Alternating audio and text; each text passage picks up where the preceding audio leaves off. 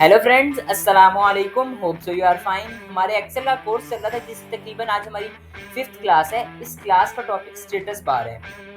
सबसे पहले हम इस बारे में बात कर लेते हैं कि स्टेटस बार होता क्या है। जैसे कि हमें इसके नाम से भी पता चलता है थोड़ा सा कि स्टेटस बार क्या है। स्टेटस बार हम बेसिकली एक ऐसे बार को कहते हैं जो हमारे सेल्स के स्टेटस के बारे में हमें शो करे या फिर बताए।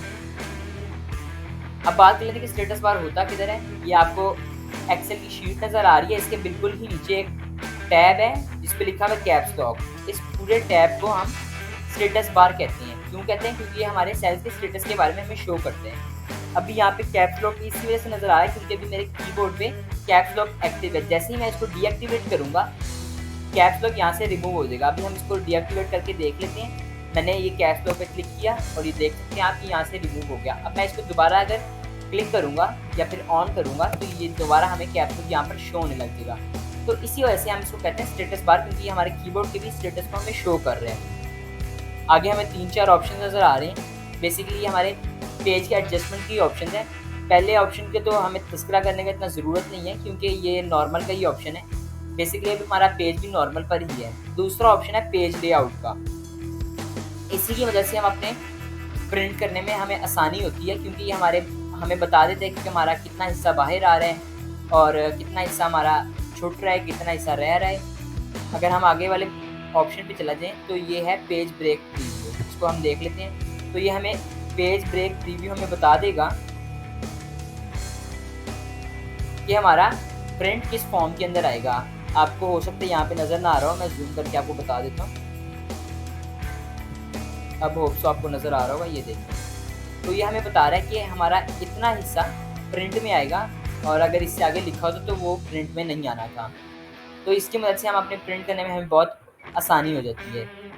अगले ऑप्शन आपको जूम इन और आउट का नज़र आ रहा है। मैंने अपनी प्रीवियस वीडियो में भी हो सकता है इसका जिक्र किया हो, लेकिन हम फिर इसके बारे में डिस्कस कर लेते हैं कि हमें जूम बढ़ाने की और कम करने की ज़रूरत क्यों पड़ती है। जब हमारे एक्सेल शीट में डाटा बहुत ज़्यादा होता है ना, तो हमें नज़र नहीं आता। फिर इतना डाटा अब हम अगर देखने बैठ गए तो पता नहीं कितनी देर लग जाएगी।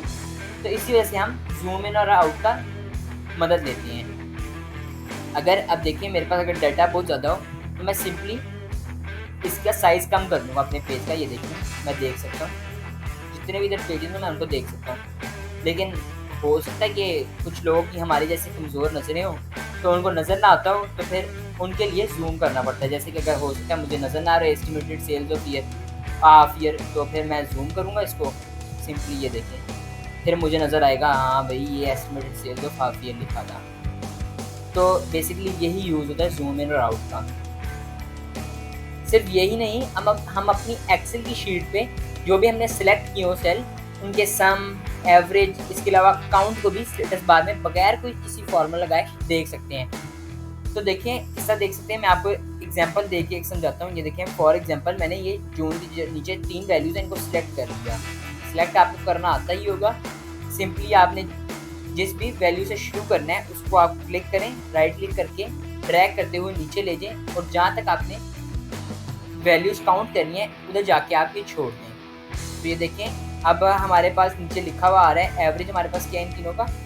100 हमारे पास एवरेज है, काउंट इसके अलावा हमारे पास 3 है, सम हमारे पास 300 है। हमने हालांकि इस पर कोई फॉर्मूला भी नहीं लगाया और हमें एवरेज, काउंट और सम मिल गया। अब हम किसी और सेक्शन को देख लें, किसी और सेल को देख लेते हैं। ये देखें अब मैं इस वाले सेल को देखता हूँ। ये देखें अब हमारे पास एवरेज टोटल ही चेंज हो गया। हमारे पास अब एवरेज आ गया 200, काउंट हमारे पास 6 आ गया, सम हमारे पास 1200 आ गया। तो ये हमें कुछ फ़ायदे होते हैं स्टेटस बार के बारे में।